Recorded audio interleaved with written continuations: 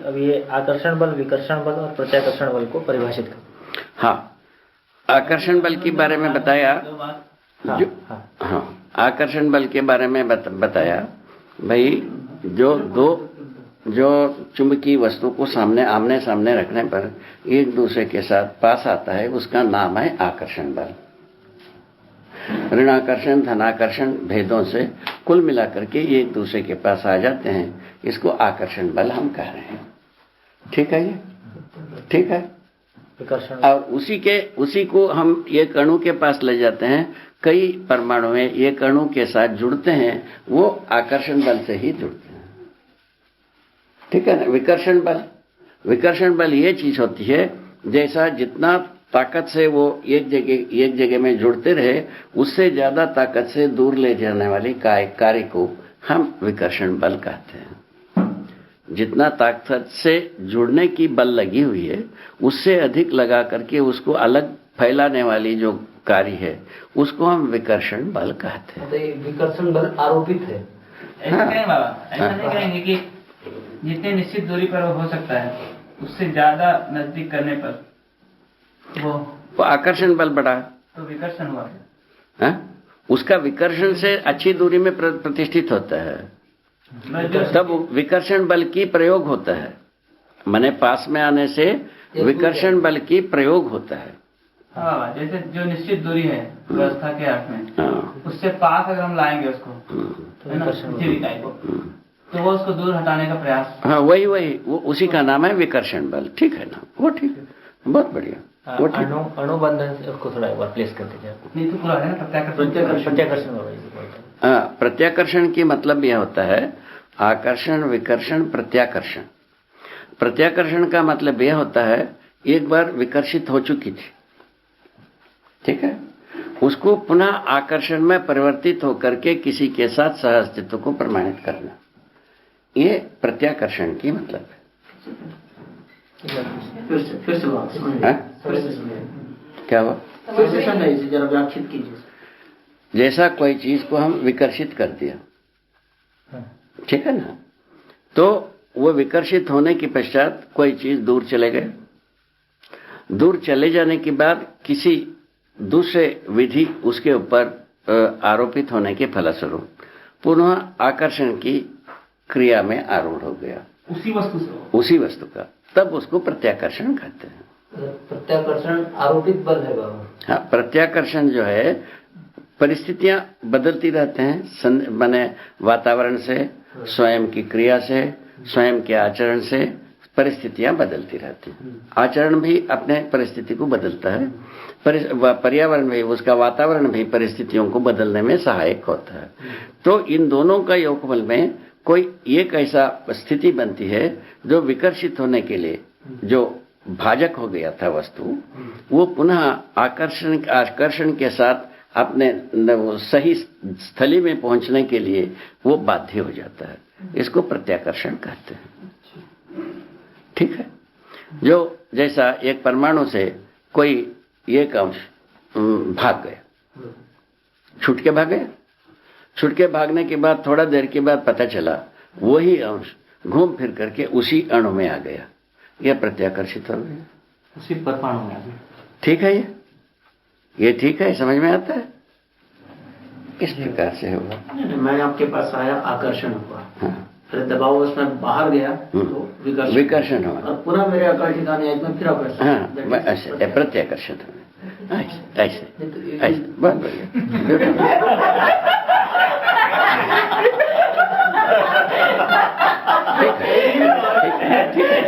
ठीक है ना। इसमें से कोई भी बल जो है विकर्षण और प्रत्याकर्षण में से कोई आरोपित बल नहीं है बाहर। हाँ, आरोपित बल और स्वयं स्फूर्त बल, दो बात पर विचार किया जाए। हाँ। तो अभी एक चीज बोल रहा हूँ, अभी जो परंपरा में जो प्रचलित है, विकर्षण को ही प्रत्याकर्षण कहते हैं। जो हिंदी भाषा में जो हम लोग विज्ञान की किताबों में पढ़ते हैं, तो विकर्षण को ही प्रत्याकर्षण कहते हैं और आकर्षण अलग चीज। ऐसा दो ही चीज है, तीन नहीं है। अच्छा, ऐसा ठीक है। अब आप दो ही मानते हैं तो उसमें भी कौन सा अपना वो चले जाता है, जड़ कुछ नहीं जाता है। आप जो बोले जड़वत नहीं है। अभी आप जो बोले हैं वो है दो ही। इसे विभिन्न अलग उसको डिफाइन करेंगे। अभी जो शब्द का प्रयोग करते हैं उसका अर्थ संगत विधि से हमने प्रस्तुत हुए, ठीक है ना। वो वस्तु के रूप में कैसा, क्रिया के रूप में कैसा, आचरण के रूप में कैसा काम करता है, उसके ओर हमारा दृष्टिपात है, उस विधि से हमने बता दिया। अच्छा, आपका मानने में हम कोई हस्तक्षेप करने वाले नहीं हैं, आप कुछ भी मान लीजिए। आप पूछेंगे जिस शब्द के आधार पर वस्तु को, उसको हम इंगित कराएंगे, ठीक है ना। जी बाबा, अणुबंधन से भार या भार से अणुबंधन, क्वेश्चन प्लेस करेंगे। हाँ, भार बंधन से अणुबंधन, क्वेश्चन प्लेस करेंगे। भार बंधन से, भार होने के आधार पर ही अणुबंधन में आता है। हर एक परमाणु में भार रहता है। वो भार एक प्रकार से ये पूरा ये परमाणु को बांधने का काम किया रहता है, वो एक अनुबंधित करके रखता है, इसको बनाए रखना है इतने भार को, इसका नाम है भार बंधन। तभी मध्य में जकीरा बनता है भार के लिए, उसको बनाए रखना है। आश्रित परमाणु है जो चारों तरफ घूमते हैं, उनका भी उसमें भागीदारी है, बीच में जो काम करते रहते हैं उनका भी भागीदारी है। इन पूरे परमाणु का भागीदारी है वो भार को बनाए रखना। मतलब परमाणु गठन होने का नाम ही है भार बंधन। ऐसा, बस खत्म हो गई बात, एक ही बात, इतनी ही बात। फिर परिभाषित करना चाहिए आप एक बार उसको, मतलब भार बंधन को फिर से परिभाषित करना चाहिए, क्योंकि इसके पहले जो आपसे जा रहा था भार बंधन से, वो ये था कि जब हम किसी वस्तु को रोक रहे हैं उसकी अपनी जो स्थिति बनने वाली थी उससे, जैसे कोई ठोस पदार्थ को ले, हम उस ठोस पदार्थ को धरती में पहुंचने से रोक रहे हैं, उस समय जो आपको बल लगाना पड़ता है उसको भार कहा गया। ठीक है, ठीक, ये परिभाषा ठीक है। जो आप अभी भार कह रहे हैं उसको फिर ठीक से परिभाषित होना चाहिए। हाँ, कि वो क्या है। देखिए सुनिए, उसको देखेंगे, अगर उस भार को परिभाषित करेंगे तो अणुबंधन से भार बंधन होता है, ऐसा दिखाई पड़ता है ना। हाँ, जो देखिए बंधन हो रहा है तो भार को फिर दोनों में रिजल्ट एक ही मिलता है। बाबा दो शब्द आ गया, एक में भार आया, एक में भार बंधन आया। हाँ, पहले बार में भार शब्द आया, अभी भार बंधन आया। तो ये भार बंधन को परिभाषित किया जाए। क्या दोनों वस्तु के रूप में क्या है? वस्तु के रूप में दोनों अलग लगते हैं ना। हाँ, वो उसको थोड़ी सी ध्यान से समझने की बात। अभी अपन परमाणु की बात कर रहे हैं, बात सही है ना, पिंड की बात नहीं कर रहे हैं। पिंड की क्रियाकलापों को हम जितना आसानी से समझ पाते हैं, उतना आसानी से परमाणुओं का क्रियाकलाप को समझने के लिए थोड़ी से और ज़्यादा महीन बुद्धि लगाना पड़ेगा, ऐसा मुझको लगता है। तो उसको आप सोच लीजिए, आप लोग तो माहिर रहे हैं। तो इसमें क्या है, अणु में तो अपन, परमाणु में तो ये अपन मान लिए हैं, आप हम सब ये समझे हैं, मध्य में अंश होता है, उसके चारों तरफ चक्कर लगाने वाले अंश होते हैं, ये बात को मान लिए हैं। अब ये भी अब हम माने हैं कि भाई चक्कर लगाने वाले हैं, उनमें कोई भार होता नहीं है, ये भी मान लिए हैं। अब भार का बात कहाँ है, बच्चा पूछा, मध्य में जो जकीरा बना रहता है यही भार का वह द्रव्य है। अब बंधन कैसे हो गया पूछा, इन भार को बनाए रखने के लिए सारा चक्कर लगाए रहते हैं।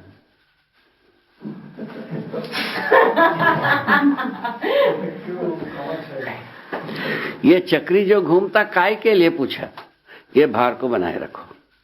इस परमाणु के अर्थ में यही भार बंधन है। भार के साथ ये सभी घूमने वाले, जो परिवेश में घूमने वाले अंश हैं, वो सब अनुबंधित रहते हैं, इसको बनाए रखना है। जब कभी ये बनाए रखने में कमजोरी करते हैं, बीच वाला पुनः बनाए रखने के लिए ट्रेनिंग देता है। इतनी तो बात है, छोटी सी बात, इतनी तो कथा है महाराज जी। इस कथा के अनुसार परमाणु में भार बंधन होता है, अपन स्वीकार सकते हैं। एक तो ये बात हुई। उसके बाद अणुबंधन की बात आती है। ऐसे भार बंधन से संपन्न परमाणु में एक जगह में होते हैं, उसको अणुबंधन कहते हैं। अणुबंधन का मतलब क्या है, ये भार सब एकत्रित हो गए, 1 2 3 4 10 हजार करोड़ अरब परमाणुओं का भार एक जगह में हो गया, उसका नाम है अणुबंधन। ठीक है। अणुबंधन में जो परमाणु माने भार बंधन जो चीज, उसको पहचानने के लिए हम भौतिक तुलाकू बनाना इतना आसान नहीं है। वो गणित से ही उसके बारे में भाव को लाना पड़ेगा मेरे अनुसार, है ना। कोई ना कोई क्यूब स्क्वायर में कितने परमाणु हो सकते हैं, पहले वो मेजरमेंट, एक इतना अंश के परमाणु में कितना भार, उतने को तोलने पर एक स्क्वायर को तोलने पर जितना होता है वो उतने संख्या में बांट देना। इस गणित से हम एक तालिका बना सकते हैं। उसके लिए भौतिक तुला बना करके तुम तोल देव कहोगे, परमाणु तोलने में नहीं आएगा। अणु और अणुरचित कोई ना कोई पिंड तोलने में मिलेगा आपको। ये व्यवहार में जो हमको मिलता है वो माने परमाणु के बाद की कई अवस्था को नापने के बाद ही हमको व्यवहारित होने के लिए वस्तु मिलता है। ये बात को हम विश्वास करना चाहिए, और होता इतने ही है। ठीक है, ये ठीक है, गलत हो गए, इसको थोड़ा और ध्यान देना है, इसको थोड़ा और ध्यान देकर देखूंगा, और ध्यान देने की जरूरत। ये इसको जटिल की प्रसिद्ध वैज्ञानिक मान्यता क्या है इस मामले में? मेरे भी ठीक से जो याद आता है। देखिए अभी तक जो है उसके आधार पर तो यह है कि ये जो भार बंधन की बात हो रही है एक परमाणु में, है ना, वो और जो अणु रचना बनकर पिंड तक जा रहा है ना, उसका जो भार है वो दोनों जुड़ा हुआ है ना? बल्कि जो अभी आप कह रहे थे कि एक निश्चित आय वो लेकर, है ना, उसमें जितने परमाणु उसकी संख्या गिनेंगे, उसका पूरा भार लेंगे, उससे भाग देंगे तो एक का भार बंधन। इस ढंग से अणुबंधन से भार बंधन का वो प्रतिपादन होता है, अनुमान होता है। वास्तविकता में होता क्या है, वो भार बंधन से ही अणुबंधन प्रमाणित रहता है। ये बात सच्चाई है, रहता ऐसा है, हम गणना ऐसा करते हैं, ऐसा सोचना चाहिए। ये साधारण है शायद, हाँ ठीक है। अच्छा, इसमें कोई खास प्रतिकूलता भी हमको नहीं दिखता। जो होने को हम आपका पैर से सिर तक नाप लिया तो क्या बुरा हुआ, और सिर से पैर तक नापना क्या हो, नाप लिया तो क्या बुरा हो। तो दोनों में से तो हमको एक ही तो मिल रहा है, रिजल्ट तो एक ही मिल रहा है। आप कुछ और बोल रहे हैं। और बोल रहे जरा, जो वैज्ञानिक अवधारणा आज की प्रचलित है उसके आधार पर सारे केमिकल रिएक्शन होते हैं, उस आधार पर अब जरा उसका एक्शन कर देखिए। बांग्ला जी का कुछ और कहना है, सुन लेते हैं। बताओ ना, थोड़ा सा बताओ, ज्ञानार्जन करो फटाफट, चलो। ठीक है, मैं इसमें ये कहना चाहता हूँ, एक तो ये बात हो गई ना, जिस तरह से आप उसको देख रहे हैं कि भार है ना, एक परमाणु में भार है, मतलब भार बंधन के कारण, उसके कारण फिर अनुबंधन है परस्परता में, ठीक है। उसके कारण फिर पिंड बनता है, ये पूरा क्रम चलता है। और इसलिए अगर उसको हमको भार बंधन को नापना है तो हम पहले पूरे भार को नाप लेंगे, उसमें उस पिंड में जितने परमाणु है उसकी संख्या का बस ऐसे भार बंधन बना लेंगे, बात ठीक हो गई। एक तो ये क्रम मतलब इस तरह से देख सकते हैं, इसको देखने में कोई कठिनाई ऐसी दिखती नहीं है ना। दूसरी तरफ से जो भार का कंसेप्ट अभी देखते हैं ना, तो यह है कि दो परमाणु या अणु या अणुरचनाएं है ना, आपस में मिलकर एक गठन बना रही है ना, उस गठन की एक निश्चित दूरी है ना, उस दूरी को आप बनने से रोकते हैं, हाँ। उस समय जो बल आपको लगाना पड़ता है उसको भार के रूप में परिभाषित किया गया। ठीक है, ये तो तराजू वराजू की बात में आ गए। वो ठीक है, वो ठीक है। ये बहुत जो है ना ऊपर आकर के बहुत स्थूल रूप में हम इसको ऐसा पहचानते हैं, और सूक्ष्म रूप में गणितीय रूप में पहचानते हैं।